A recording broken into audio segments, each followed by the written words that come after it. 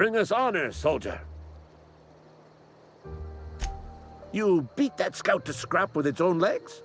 Pulled its optic cables out its head case? Actually, don't tell me. Rather use my imagination.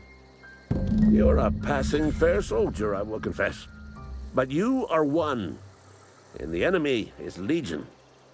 What you need is an equalizer, a weapon to strike fear in their cold, mechanical hearts. Cantina, lavatory, behind one of the toilets. That's where I've kept it hidden all these years. Sharp, ain't it? The lavatory is the very last place a mechanical has need to enter. On the double, soldier. Don't want the bartender poking around in there with a mop.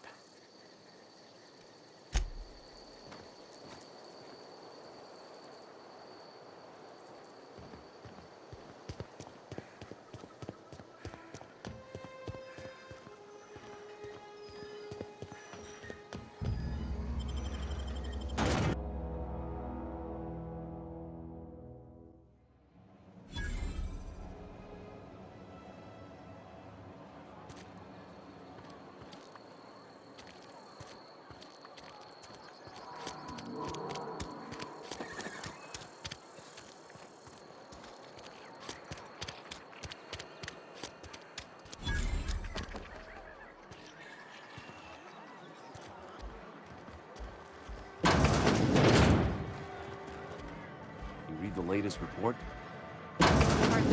Making our quotas.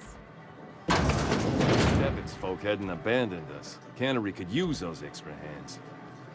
Nothing we can do about that. Sure there is. We could have another zero-G.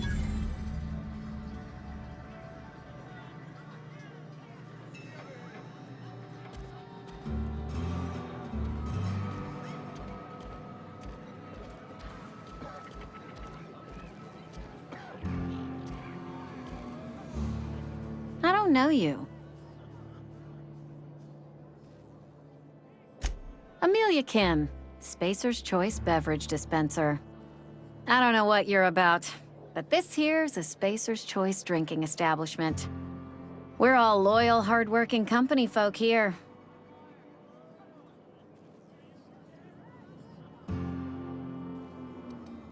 You really think so?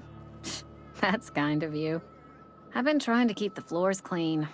You got no idea how long it takes to scrub the tiles. Guess I misreckoned you. Sorry about that. I didn't mean to be curt. We just got some problems lately. I can get you a drink if you'd like. Gotta ask you to enjoy your beverage within the premises, though. Can't risk you bringing a drink over to those deserters. You understand. Coming right up.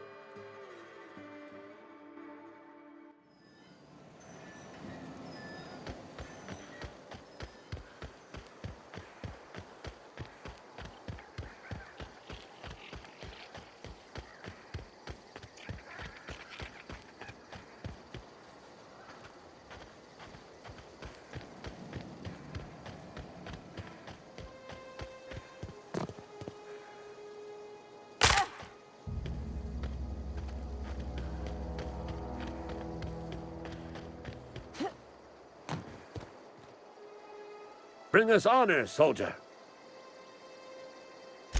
Feast your eyes, soldier. This here's a genuine Spacer's Choice injury customizing unit, designed to deliver a lethal blast of electrical discharge. I call it the Hand of the Law. You ever want to see a mechanical flailing around like a grounded fish? You stick a couple thousand volts in its guts. With compliments from old Ludwig. Time's come for you to journey down into the black heart of the enemy's camp. I'm talking about the old geothermal plant. Unfortunately, the old plant lies outside my board-given jurisdiction. You'll need to get a passcode from the boss, Reed Thompson.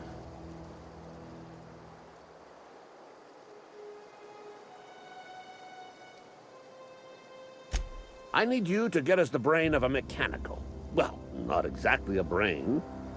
Anatomically speaking, what we're looking for is a logic module. There's the rub. If a mechanical breaks down, the logic module fries. So you can't rip one out of its corpse. You're gonna have to find an intact model somehow. Don't tell anyone, all right? I've got a contact. A real expert in the inner workings of the automaton. We are gonna rip those mechanical secrets right out of their circuits.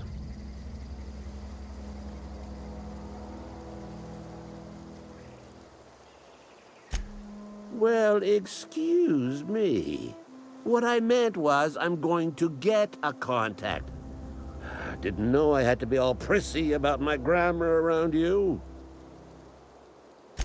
If you die horribly, I will pour out a can of 0G to your memory.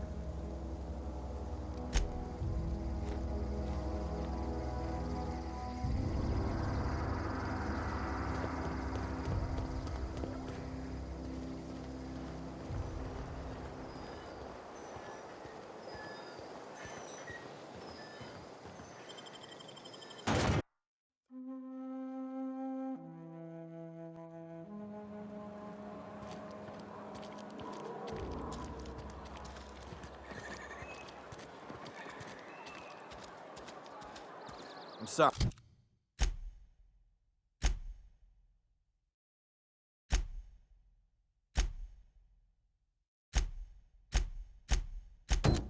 Sorry, I'll just be a minute.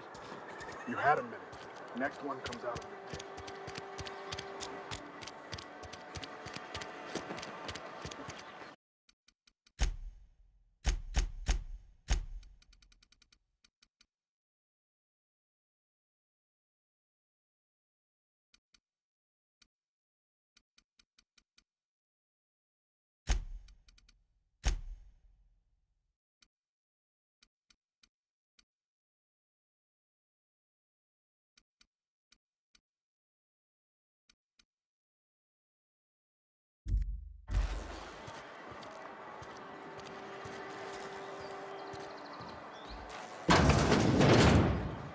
Yes, Mr. Thompson. I'm fine, Mr. Thompson. Never been helped. Oh, sweet merciful law! A marauder's in my domicile!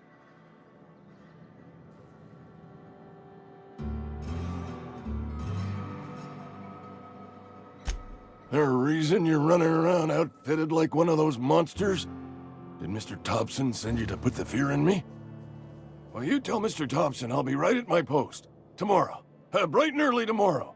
Because I'm definitely not plagued. As spry as a spring chicken. That's old Abernathy.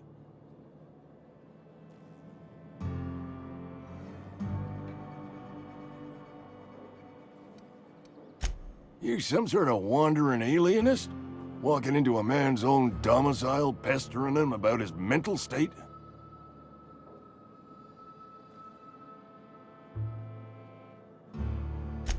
What? No. I mean, I might be. That depends on who's asking.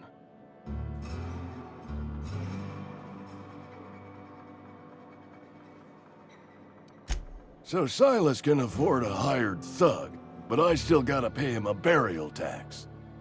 Silas knows, doesn't he? That's why he sent you. That's why he wants me to pay up. He knows.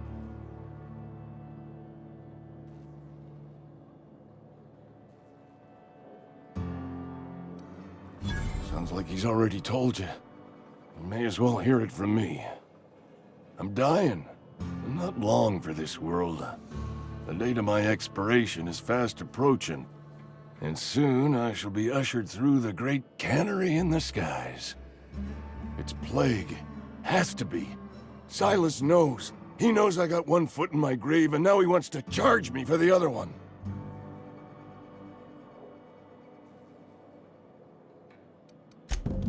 I'll pay your fees. I don't want any trouble from Silas. But if you could see a way to freelancing for me, I could really use the help. There's a cache of anthracillin tucked away in the old community center. Powerful stuff. Stronger than what we got, anyway. I need you to break in, nab that medicine, and bring it back to me.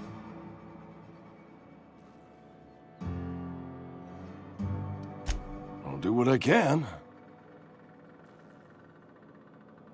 I tried medicating myself with adrenatime. Didn't do much for me, as far as I can tell. Anyway, I can't just buy medicine. Distribution of medicine is strictly prohibited to any workers beneath the acceptable margin of health. Company policy.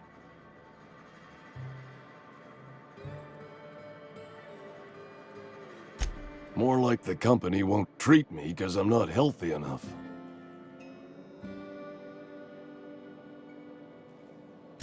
You will not find any guards within sight of that old place. Marauders, on the other hand. I have it on good authority. There's a gang of them squatting there. I advise stepping softly. So you'll do it then? You oblige me with your haste. I think I feel the plague spreading. Oh, law, it's in my spleen now. I can feel it.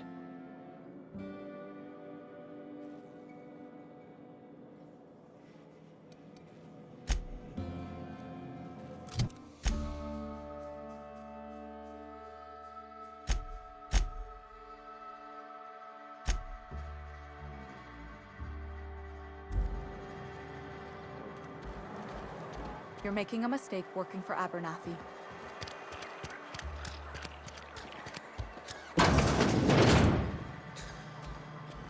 Merciful law. Is that a marauder's outfit? I don't want you wandering into my shop wearing something you've lifted off a corpse. Please don't touch anything. Your hands are probably crawling with germs. Physical hygiene recapitulates moral hygiene. Cleanliness is next to lawfulness.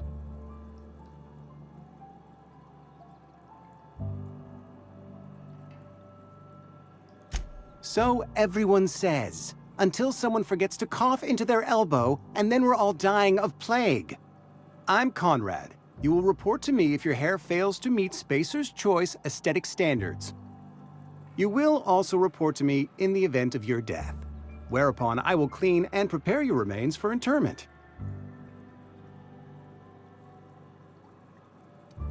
Ah, gravesite fees.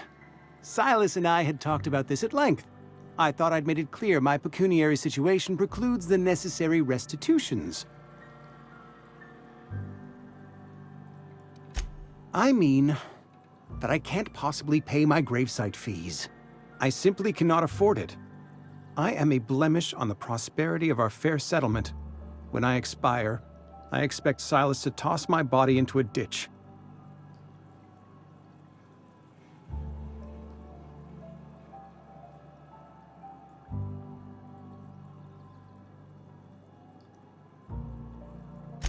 With what? My own blood? Tell Silas I can't afford to pay, and that I fully expect to have my medical rights revoked for this dereliction. With my apologies. Some time ago, I fell ill with the plague. By the grace of the law, and through my own hard work, I'd proven worthy of treatment. Frankly, I don't imagine I'll earn that right a second time. The barber work hasn't been profitable, you see. I've had to keep this old place running with my own savings. Not a bad idea. But I'd need some kind of collateral. My pair of lucky clippers! No, that won't do. Your idea intrigues me, but I'm afraid I don't have anything to give Silas. I'm open to suggestions.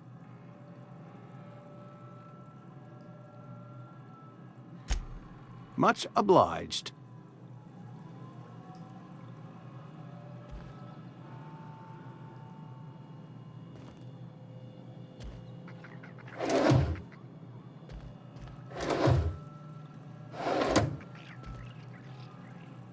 What can I do for you?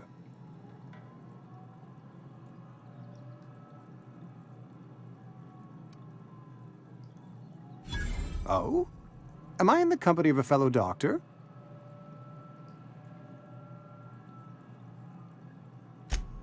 I am a Spacer's Choice certified surgeon, and if you must know, I can stitch a severed thumb with a 58% chance of avoiding gangrene. A ship? Dear me.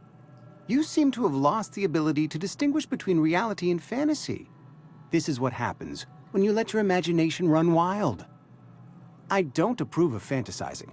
It's a dreadful habit, corrosive to the mental faculties. You ought to let the vicar take a look inside your head.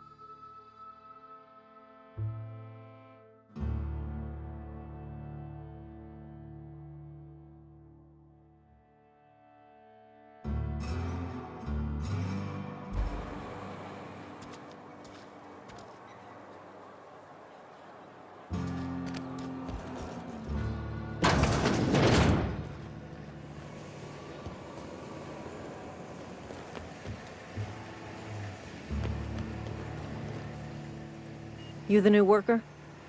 Whatever. Make it quick, tenderfoot. I'm busy. Shit. Silas still on about that. Here, take the fees. I'd appreciate it if you didn't tell Reed I was late on my payment.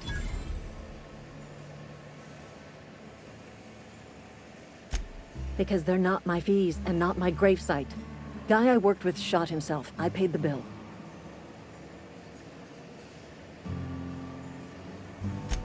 I could do without the sarcasm. Wasn't acting out of the goodness of my heart. Law requires delinquent gravesite fees to be paid by the deceased party's closest living relative, which meant me. Shame, though. Eugene was a good worker. Woke up one morning and put a round through his upper story. Can't imagine why. The kid was doing all right at his desk. We all thought he was an upstanding receptionist. Just between the two of us, I'm pretty shocked his weapon didn't misfire. Spacer's Choice handguns aren't the most reliable. Not half as awful as the bill Eugene left us with. Suicide's a crime. The legal term is irreparable damage to company property. What Eugene did to himself was vandalism. I'm plenty serious. In fact, I'm a little upset Eugene didn't think things through. In other words, Edgewater would have been penalized pretty hard. Whatever Eugene was worth as an asset, we would have had to pay out of pocket to Spacer's Choice. Well, excuse you. I'll have you know, Eugene was an asset to us all. May his atoms be commended to the law. All I know is Silas asked me for Eugene's gravesite fees, which means he was approved for burial, which means his papers went through, which means the town's in the clear. I'm just glad to put this whole ugly affair behind me. Eugene can rest his bones in peace, and the rest of us can get on with our own lives.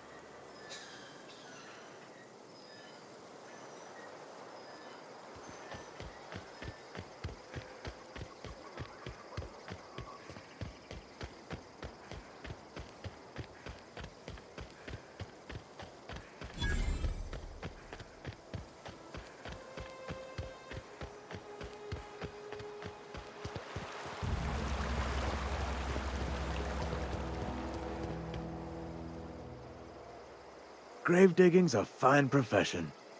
Always work to be had, and nary a word of complaint out of your clients. You run into any trouble? Conrad's barbershop is a yawning pit that swallows his every bit. I keep telling him he should cut a few corners, skimp out on the disinfectant. You gotta put the squeeze on Conrad. Find some dirt on him. Maybe check his back room. That's the word, extortion. Been on the tip of my tongue all day.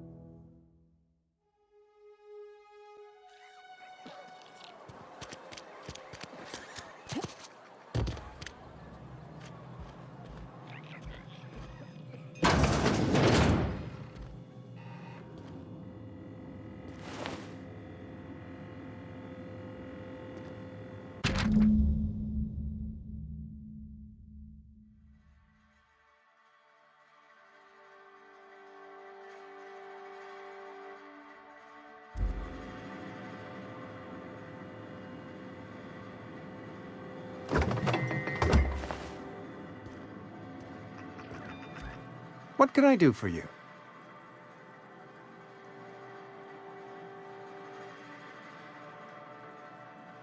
You know about Eugene? How?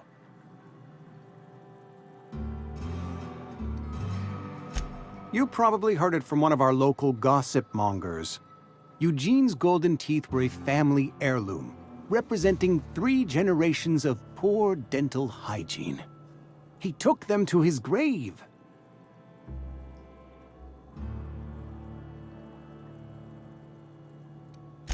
More than a few. Those teeth were his personal savings. I can't ask Silas to dig up a man's body and pry a few teeth loose from his jaw just to pay my bills. Can I? Yes, I suppose I must. Here you are. Gravesite papers affixed with my signature and an IOU. Eugene was not a suicide. He put a bullet in his brain, yes, but that's largely a technicality. I was the one who prepared Eugene's body for interment. I discovered symptoms of the plague on his corpse, and I discovered medicine in his pocket.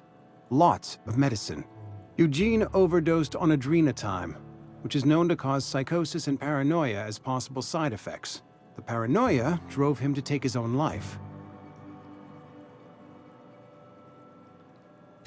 It's a miracle of bureaucracy. If Eugene's death were filed as a suicide, we'd all pay the price for his crime.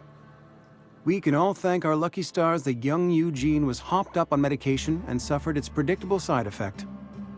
I included it all in my official report. I'd like to think I saved Edgewater a great deal of money. We never could have paid the fines associated with the suicide.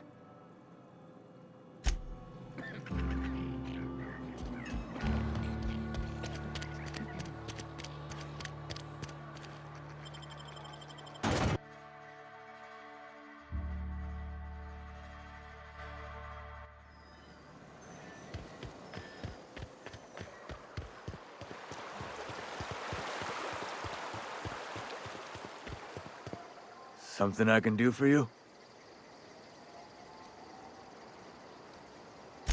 Yeah? What about him?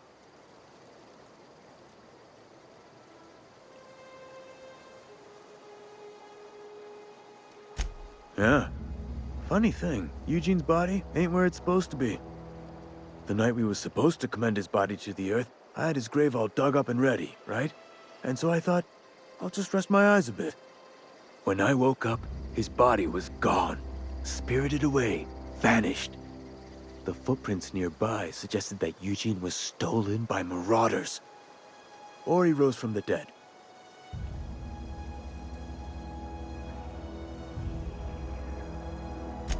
Let me know if you find anything. You run into any trouble? Reliable work from a freelancer. That's gonna take some getting used to.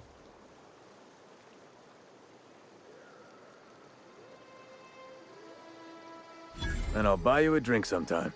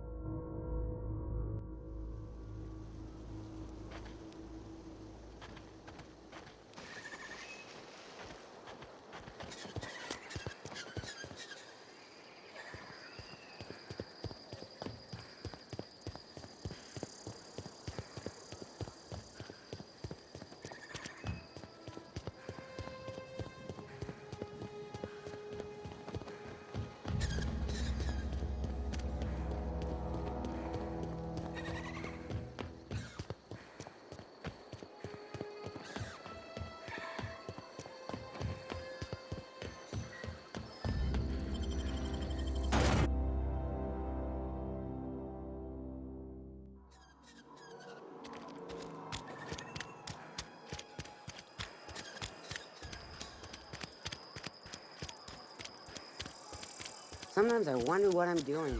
Hey, You wanna mingle, go try the cantina. Let's see it. Don't keep us waiting. Sweet life-giving nostrum. The first hit's always the best. Scratched together all the bits I had around the domicile. It ain't as much as you deserve, but it's all I got.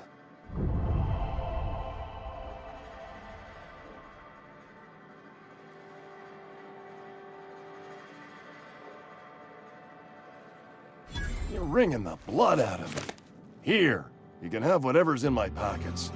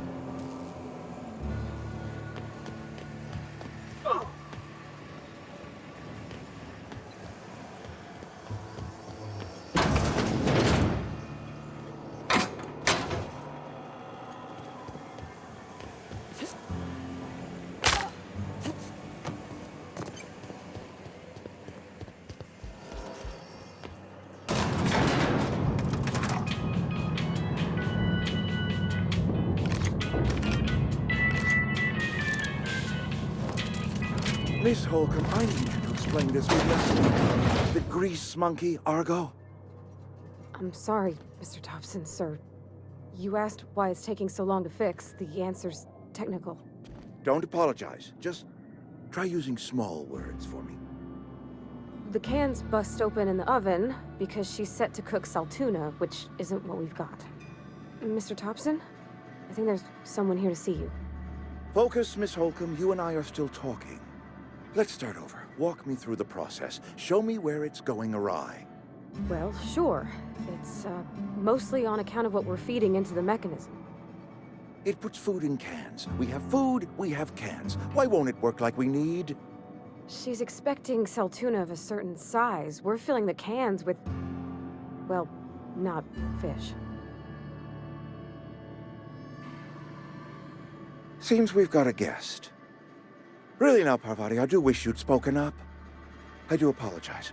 I was given no forewarning of your arrival, or I might have welcomed you at the gates myself.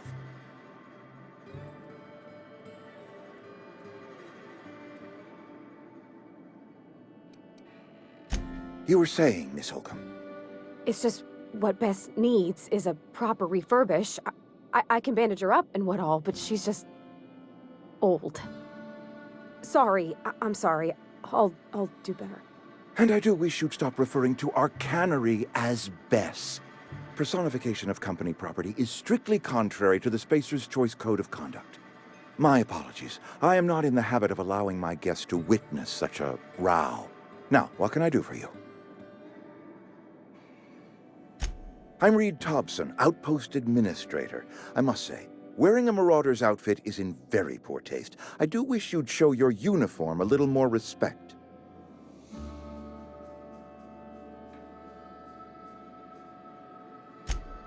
Yes, so it dawns on me.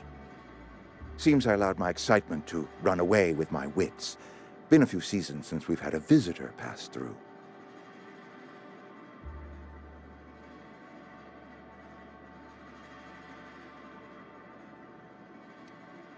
I understand. Your business is your own. Nonetheless, you are welcome in our little outpost. Outsiders are a rare sight in the Vale. If you are a freelancer, then I have use for you.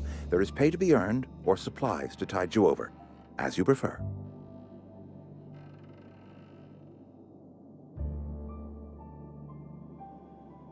The sort of work for which I cannot spare my own people. I am in the midst of a difficulty, the resolution of which requires a third party. You.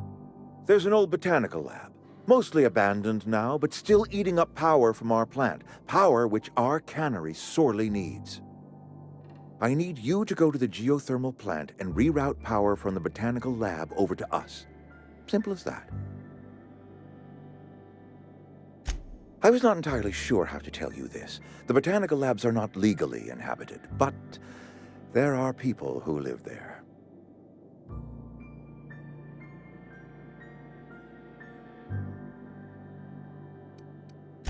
No, I do not imagine they will be pleased.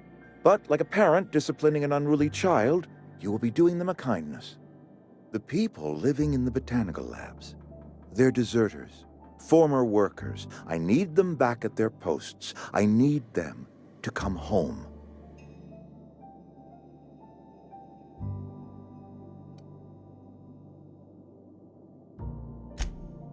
Edgewater is struggling. We haven't hit our production quota in years. If we don't meet our quotas this year, the company might shut us down for good. I need those workers back at their stations.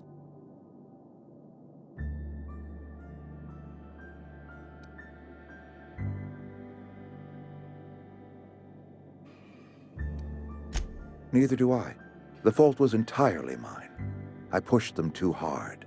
My hope is that by cutting off their power, you will convince those deserters to come back to town. Before you go to the plant, I want you to stop by the botanical lab. Speak to their leader, Adelaide. Tell her the power's about to go, and that it's time her band of deserters came back to town.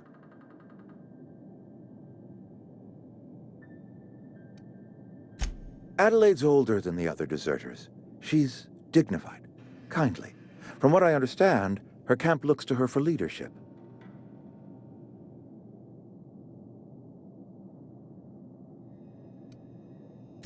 That is not a hypothetical I enjoy entertaining. We need Adelaide back. Nonetheless, I will settle for the return of her followers. We belong to one community, the Spacer's Choice family. If we dissolve into factions, then we will all perish separately. Adelaide will understand that. My dad told me all about the plant. Taught me all he knew. I could come in useful. I mean, if that's all right with you, Mr. Thompson. Sir.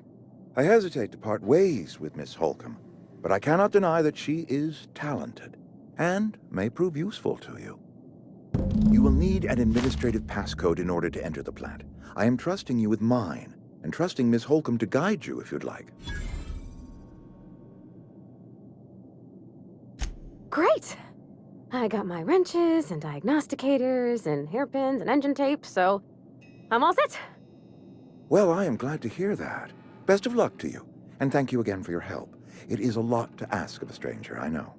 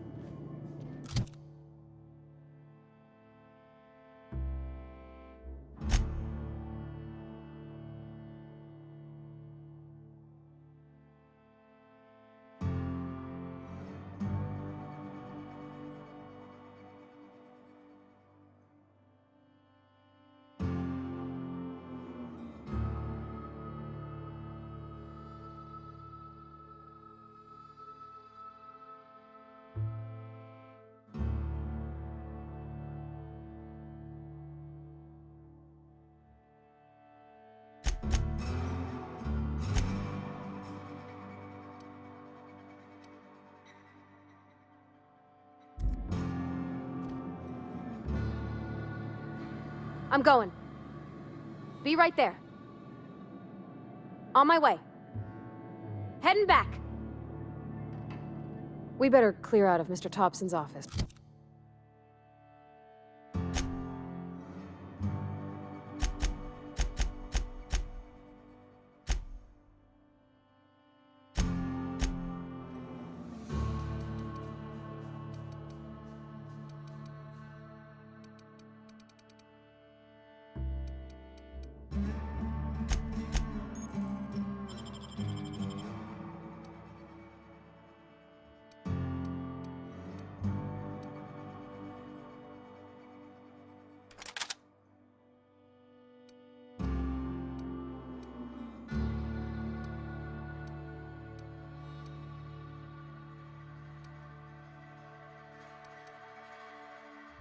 Before we talk.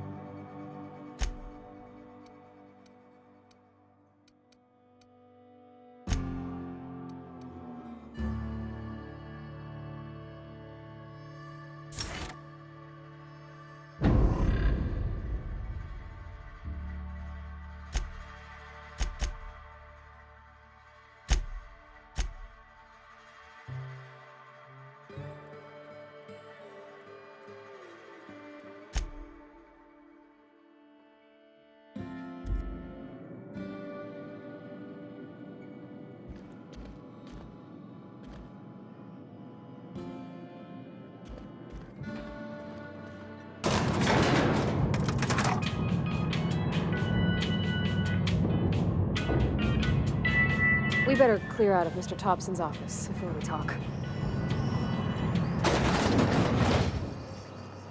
Hey, ma'am, can we talk? Sorry. You got a minute? Sorry. You just want to get out of here. And you likely don't want to tag along like me.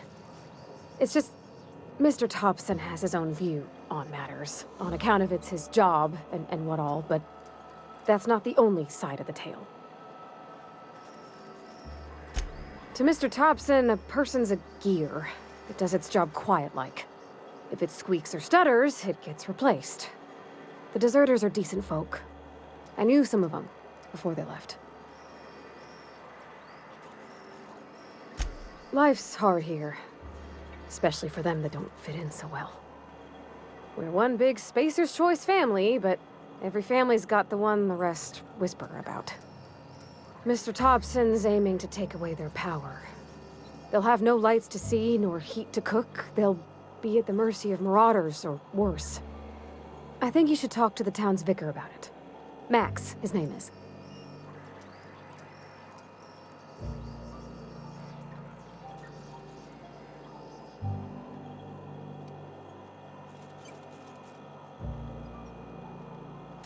About if what Mr. Thompson proposes to do is upright. Leaving Miss McDevitt's folk to their fate. Their neighbors. Kin. And maybe he can think of something else to try. Something we ain't. He used to go walking outside town. Maybe he found something that'll help. It's just an idea. That's all.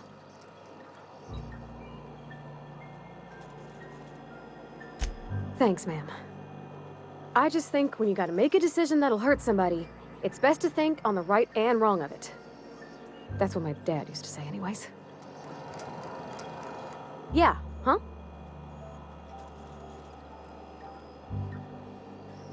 A whole ship? Like one that flies about the aether?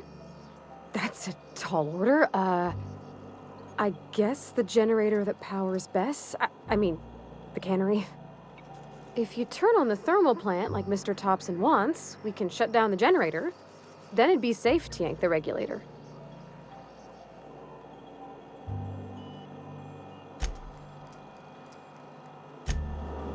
Something you need?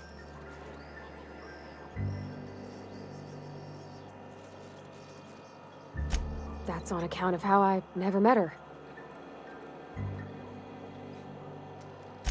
I don't rightly know. She was in another division of the Spacer's Choice family. She worked in the Vale a few months, sorting the cannery computers. Her contract said any kids she had, expected or not, belonged to her office from the time of conception. So when I was born, I got sent here.